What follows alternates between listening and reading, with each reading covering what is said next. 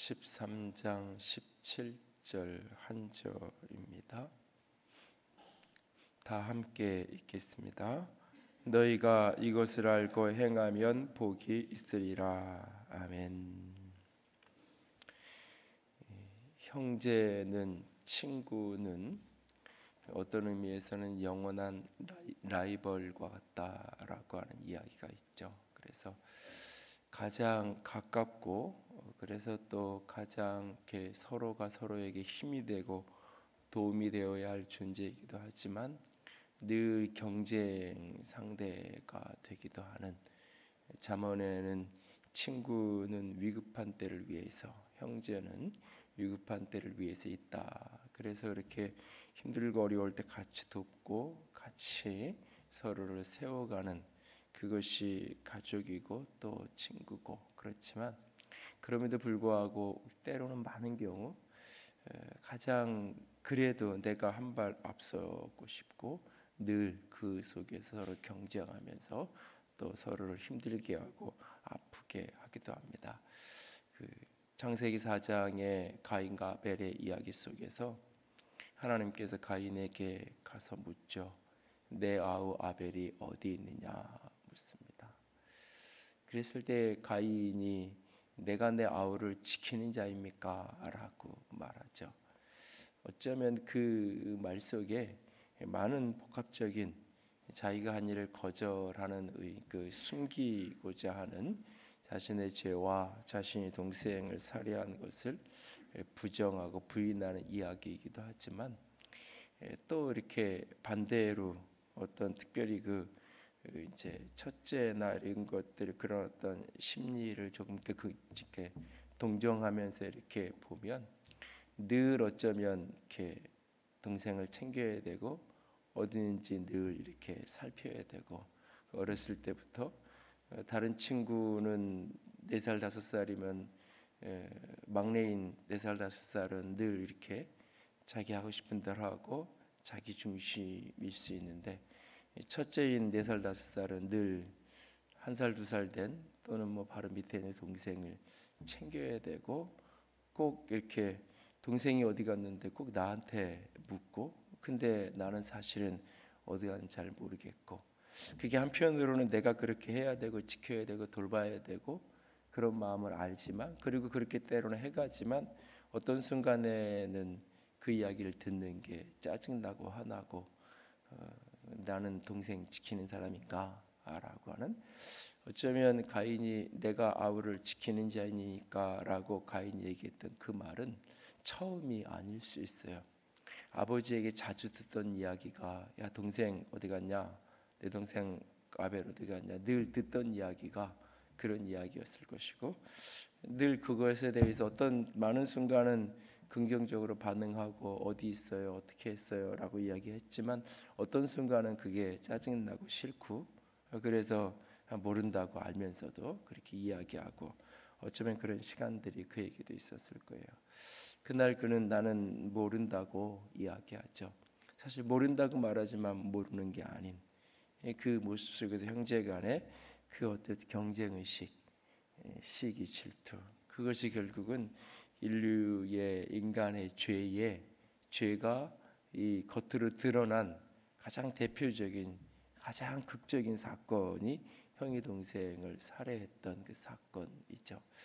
역사는 늘 그렇게 그 탕자의 이야기로 알려져 있는 두 아들의 이야기, 잃어버린 아들의 이야기, 집 안에 있는 탕자, 집 바깥에 있는 탕자, 둘 다 잃어버린 아들의 정체성은 똑같은 모습이 등장하는데, 거기에도 마찬가지잖아요. 우리가 늘 이렇게 가까이 있고, 그래서 서로가 서로를 참 잘 돌보고 위기의 때에는 서로가 힘이 되어주고 그랬으면 좋겠는데, 그렇지 못한 경우를 종종 봅니다. 그 인간의 죄성, 그 본성을 극복해내는 게 쉽지 않은, 남의 이야기로 멀찍이서 볼 때는 왜 저렇게 사나 싶은데 막상 그게 내 현실이 되면, 제자들이 3년여 동안 열심히 훈련을 받았습니다. 예수님과 함께 먹고 마시고 살면서 주님과 함께 걸어가는 인생의 여러 가지 부분들을 훈련하죠. 그럼에도 불구하고 마지막까지 그들에게서 이렇게 극복되지 않던 모습 중에 하나는 누가 먼저가 될 거냐, 누가 더 큰 자가 될 거냐, 누가 더 인정받는 자가 될 거냐. 그것이 그 제자들 사이에 늘 갈등이었고 늘 모이면 그것이 이야기거리였고 다툼거리였던 것을 보게 됩니다. 예수님이 그날도 제자들하고 둘러앉아 식사를 하다가 일어나서 발을 씻는 이 일을 사제자들의 발을 씻기시죠. 그러니까 이 일도 어쩌면 익숙한 일이었고 종종 예수님이 아닌 다른 제자들이 서로 돌아가면서 하든지 누군가가 했을 거예요. 늘 하던 일도 이게 이렇게 미묘한 감정이 그 속에서 이렇게 교차되기 시작하면 그러니까 제자들이 누구도 서로가 누가 크냐고 싸우면서 아무도 그 일을 하지 않는, 누군가가 해야 되는 일이었고 또 누군가가 했던 일임에도 불구하고 오늘만큼은 하고 싶지 않은, 왜 서로가 다 내가 대접받는 자리에 있고 싶어하고 내가 더 큰 자가 될 거고 내가 위에 사람이 될 거야. 그 발 씻기는 일이 제자들 공동체에서 그렇게 어려운 일도 아니고 늘 어쩌면 해왔던 일 중에 하나일 건데 그날은 그렇게 그것이 쉽지 않았던 것 같아요. 예수님이 식사를 하시다가 말고 일어나서 나가서 대야에 물을 떠다가 제자들을 한 사람 씻기시기 시작하죠. 그 제자들을 그렇게 다 씻기시고 나서는 예수님이 앉아서 그들에게 말씀하십니다. 내가 너희들의 선생이고 내가 너희들의 주. 너희들이 나를 선생님이라고 부르고 너희들이 나를 주라고 부른다. 그렇다면 너희들이 내가 한 것처럼 이렇게 서로 발을 씻기는 것이 옳고 발을 씻기는 것이 마땅하다. 너희들이 내가 한 것처럼 너희들도 하도록 내가 너희에게 본을 보냈다. 본을 보였다. 너희도 그렇게 살아라 라고 이야기하시죠. 오늘 17절에 너희는 이것을 알고 행하면 복이 있다. 알고 행하면 복이 있다라고 말합니다. 아는 것으로 끝나는 것이 아니라 그것을 행하는 자가 되어질 때 그 사람이 복 있는 사람이다라고 말씀하십니다. 선생님이 먼저 발 씻기는 자로 살았던, 선생님한테 내가 그렇게 배웠다면 그 선생님이 배운 대로 하는 게 제자의 마땅한 모습. 내가 선생님이라고 부르지 않고 예수님을 주라고, 주인이라고 내가 부른다면 그의 종은 주인이 하는 일을 마땅히 따라하는 게 당연한 일. 주인이 섬겼고 선생님이 섬겼고, 주인이 발을 씻겼고 선생님이 발을 씻겼고, 그리고 왜 그렇게 했는지 그 의도를 그냥 그렇게 행하시기만 하고 알아서 깨달으라고 하시는 게 아니라 이 장면에서는 예수님이 구체적으로 왜 이렇게 하셨는지를 설명하셨어요. 이것은 너희에게 본을 보여주기 위해서이다. 내가 주고 내가 너희의 선생인데 내가 이것을 너희에게 이렇게 하는 것은 너희의 본을 보이려고, 너희도 나처럼 이렇게 하도록 하기 위해서 내가 이렇게 너에게 보여준 거다라고 그렇게 하셨던 이유까지 설명해 주셨어요. 그리고 그렇게 살아가는 것이, 그렇게 사는 것이 복 있는 삶이다라고 말씀하고 계세요. 섬기는 것이 주님을 닮아가는 것이고 섬기는 것이 주님을 따르는 것이고, 그리고 그 섬김은 누군가의 발 앞에 무릎 꿇는 것이고, 그 섬김은 누군가의 허물을 씻기고 덮는 것이고, 섬김은 그렇게 내 옆에 있는 자의 필요를 채우는 것이고, 누구도 하고 싶어 하지 않냐는 그 일을 때로는 일어나서 감당해 가는 것이고, 그리고 그것이 결국은 어쩌면 내가 무시받는 자리에 서는 것이 되기도 하고 내가 낮은 자의 자리에 서야 하는 그 일을 우리 주님이 가셨던 길이라는 것을 알고, 그 길이 십자가의 길이라는 걸 알고 그 길을 따라가는 사람, 그분이 그렇게 십자가의 길을 가신 것은 그냥 자신만 그렇게 가는 것으로 끝나는 것이 아니라 우리도 그 길을 따라오기 원하신다는 사실을 알고 행하는 것이 복이다라고 말씀하고 계십니다. 십자가는 그 십자가를 통해서 주님께서 우리를 위해서 이루고자 하기 원하시는 그분의 일 때문에 걸어가신 것, 그것이 전부가 아닙니다. 십자가는 예수님께서 우리를 섬겨주기 위해서 걸어가신 그것이 끝이 아니에요. 십자가로 우리를 위한 형량의 값이 되시고 십자가로 우리를 위한 화목 제물 되셔서 우리를 의롭다 하시기 위해서 그가 십자가에 죽으신 그 길, 그것이 십자가의 목적의 끝이 아니에요. 주님이 그렇게 그 길을 가신 이유는 우리도 그 길을 따라오라고, 우리도 그 길을 따라오는 자가 되라고.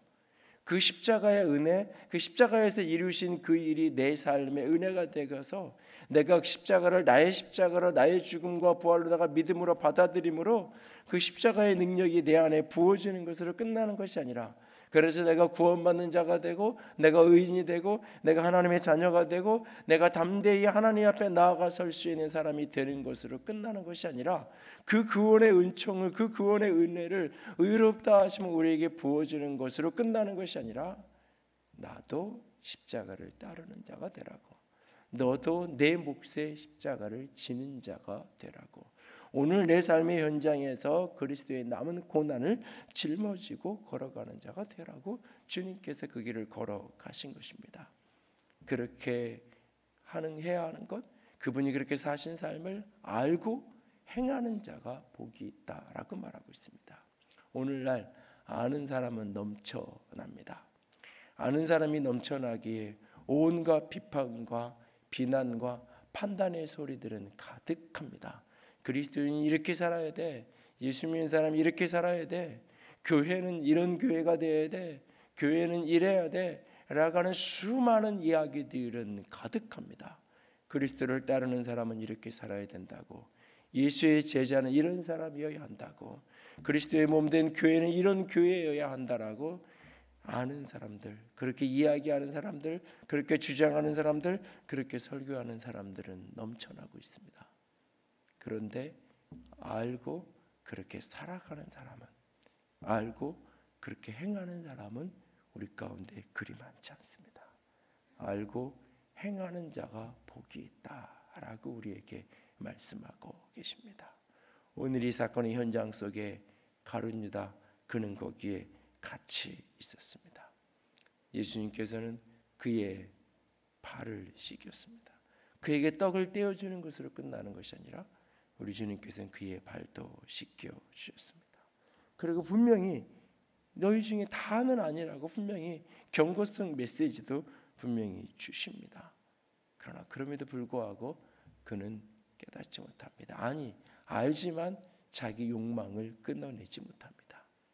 요한복음은 가룟 유다를 해석을 하면서 한편으로는 그가 돈에 욕심 있는 사람이었고, 한편으로는 그에게 사단이, 마귀가 역사했다라는 이중적인 모습을 그려주고 있어요. 그가, 마귀가 그를 사로잡고 그를 이끌고 가서 23장 안에만 해도 예수를 팔 생각을 넣었다라고 이야기하고 마귀가 들어갔다라고 이야기하고 있어요. 그는 마귀라고까지 이야기하고 있어요. 그렇게 그는 사단에 사로잡힌 어두운 명에 붙들린 사람이었다고 말하고 있어요. 동시에 그는 그렇다고 해서 그가 정신 나간 사람이 아니에요. 그는 돈께 맡은 자로 돈을 사랑하는 자였다라고 말하고 있어요. 돈에 대한 욕심, 돈에 대한 욕망, 그것이 그에게서 끊어지지 않았던 거예요. 그가 오늘 예수를 팔아먹었던 이유는 영적으로 보면 그것이 사단이 그를 끌고 간 것이 되겠지만, 그를 육적으로 보면 그는 돈에 대한 욕심을 끊어내지 못했던 거예요. 돈에 대한 욕망, 물질에 대한 욕망이 다스리지 못했던 거예요. 그것이 결국은 그가 그렇게 예수를 팔아먹는 도구가 되어지는, 사단의 도구가 되어질 수밖에 없었던 이유예요. 그는 예수님의 가르침에, 많은 가르침이 물질에 대한 가르침이에요. 많은 가르침이 하나님과 재물을 겸하여 섬길 수 없다는 거예요. 끊임없이 내 것을 펴라고 이야기하고 계셨어요. 수없이 들었어요. 수없이 알았어요. 그러나 그는 그렇게 살지 않았죠. 오늘 아는 것이 복이 아니라 아는 대로 살아가는 것이 축복입니다. 오늘 그리스도인, 오늘 하나님이 찾는 하나님의 사람들은 어떤 사람일까라는 생각을 해봅니다. 오늘날 한국교회에서 가장 많이 회자되는 이야기는 말씀이 없어서 우리가 이렇게 된다라고 이야기합니다. 성경을 제대로 알지 못해서 이렇게 안 된다라고 이야기합니다. 한편으로 분명히 맞는 이야기입니다. 제가 보기에 그 맞는 이야기의 핵심은 탁월한 설교자가 없는 게 아니에요. 듣는 게 부족해서가 아니에요. 말씀을 진짜로 읽는 사람이 너무너무 적고 말씀을 내가 씹고 내가 말씀을 가까이 하는 사람을 찾아보기가 쉽지 않아요. 말씀을 진짜 읽고 또 읽고 또 읽는 사람, 아니 그 말씀대로 내 삶을 살아가려고 하는 사람이 그리 많지 않다는 거예요. 읽는 것으로 듣는 것으로 그냥 만족한, 특별히 듣는 것으로 내가 엔조이하고 끝나려는, 듣는 것을 통해서 내 마음에 위안을 얻고 내 마음에 위로를 얻고 내 마음에 어떤 깨달음을 얻는 것까지, 그것이 전부인, 그것이 전부인. 아니요, 주께서 원하시는 것은 내가 그 위로를 얻는 것으로 끝나는 것이 아니라, 말씀에서 은혜를 접하는 것으로 끝나는 것이 아니라 내가 그것을 흘려보내는 통로가 되기를 원하시는 것입니다. 내가 위로를 받았으면 위로하는 자로 살아가기를 그는 우리에게 원하고 계십니다. 오늘 누가 복 있는 사람입니까? 누가 진정 예수를 따라가는 제자의 삶을 살아가는 사람입니까? 이것을 알고 행하면 복이 있다.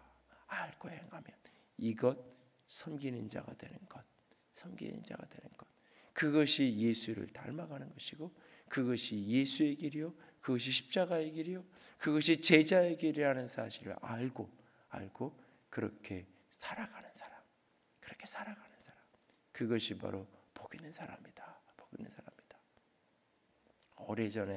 오래전 대학을 다니던 시절에 동부 이천동에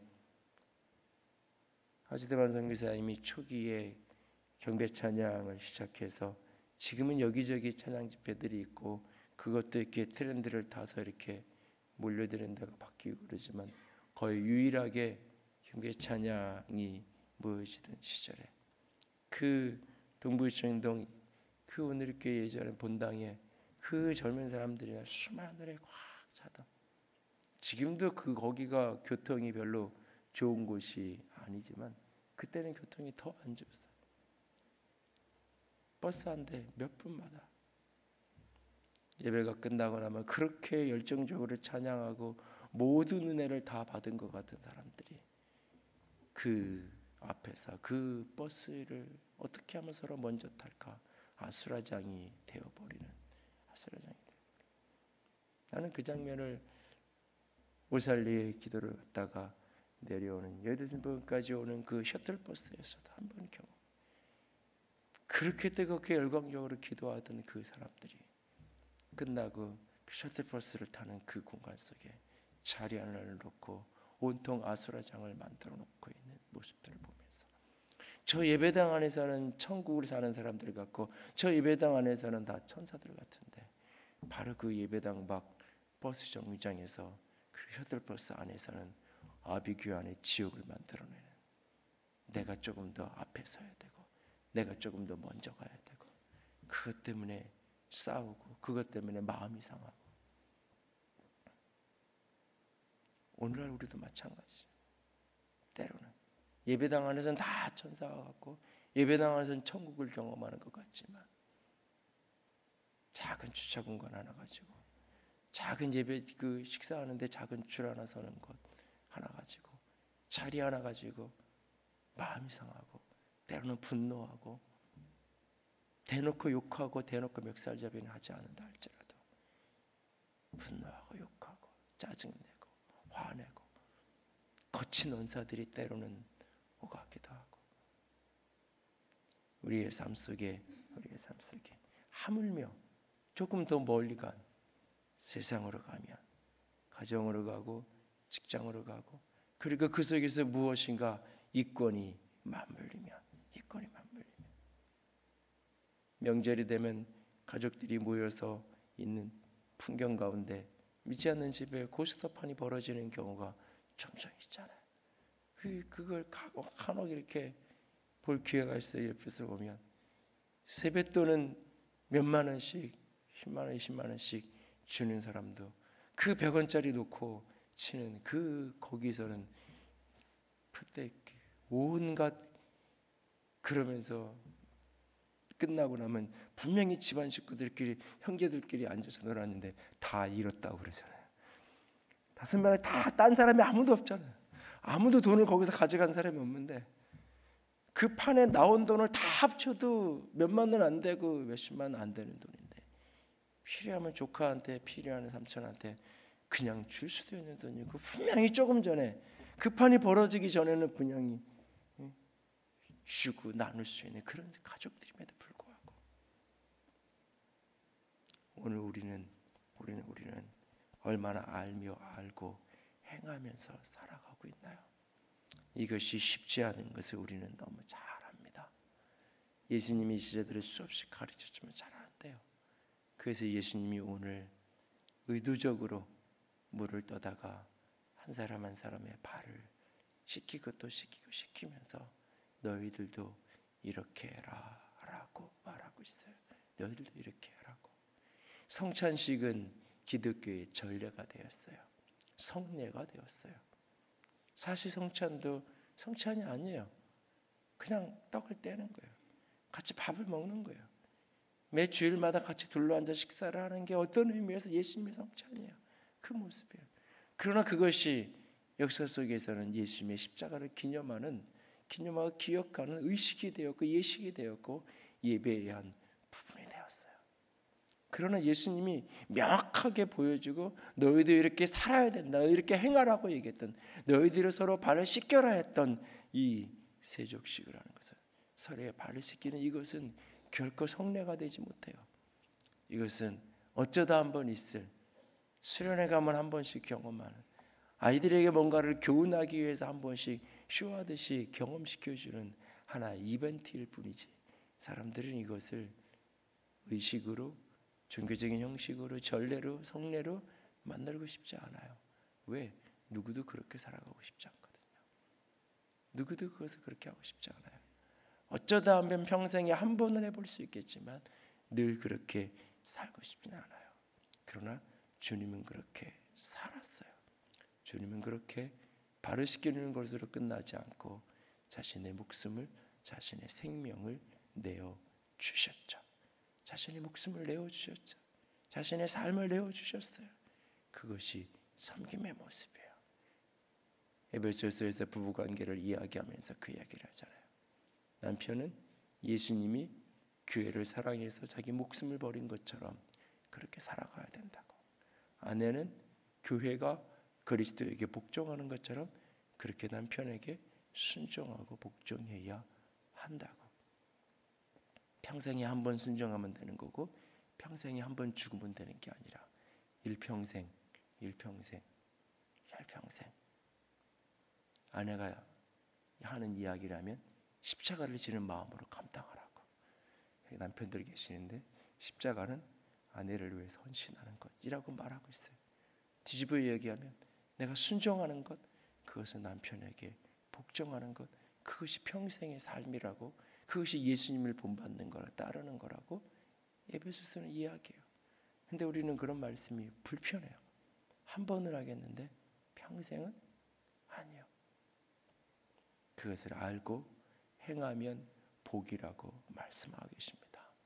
오늘도 아는 것으로 끝나지 않는, 배운 것으로 끝나지 않는, 공부하고 깨달은 것으로 멈추지 않는 저 여러분이 될 수 있기를 원합니다.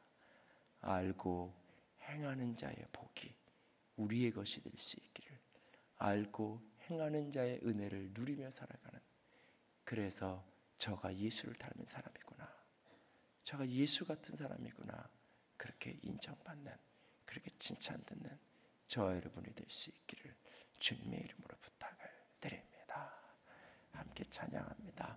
내 마음에 주를 향한 사랑이, 나의 말은 주가 주신 진리로 나의 눈에 주의 눈물 채워 주소서. 진정 나의 마음에, 나의 입술에, 나의 두 손에, 두 발에 주님의 흔적이, 주님의 모습이 가득하기를 소망하면서 함께 찬양합니다.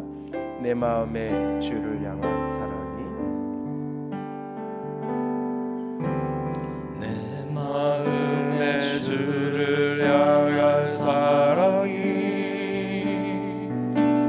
나의 말에 주가 주신 진리로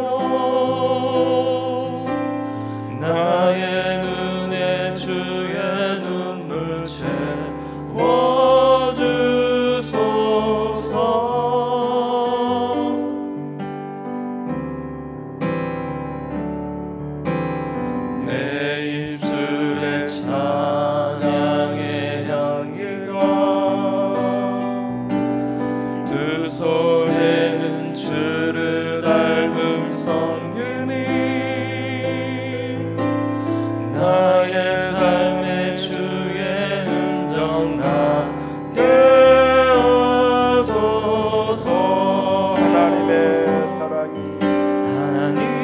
사랑이 영원히 함께하리. 십자가의 길을 걷는 자에게, 순교자의 삶을 사는 이에게,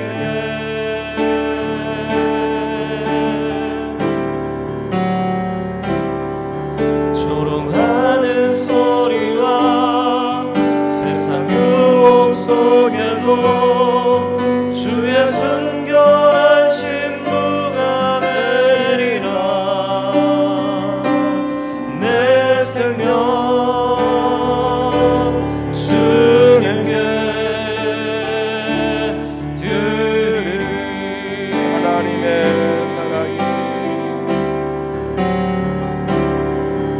하나님의 사랑이 영원히 함께하리. 십자가의 길을 걷는 자에게, 순교자의 삶을 사는 이에게,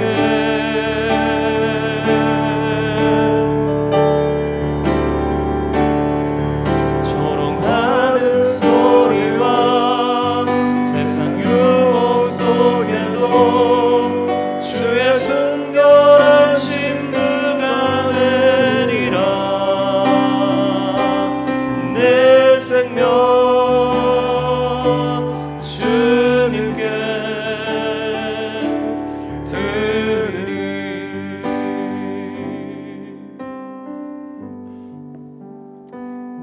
이 시간 함께 기도하며 나아갑니다. 주님, 알고 행하는 자가 되게 하여 주시옵소서. 섬기는 자가 예수를 닮은 자요, 섬기는 자가 예수를 따르는 자요, 섬기는 자의 길이 주님이 가시는 그 길, 나에게도 따라오라 하시는 그 길을 주님 오늘도 온전히 따를 수 있도록 힘과 능력을 더하여 주시옵소서. 십자가의 그 길을 알고 따르는, 그 알고 행하는 복된 영혼, 복된 삶이 되게 하여 주시옵소서. 같이 기도합니다.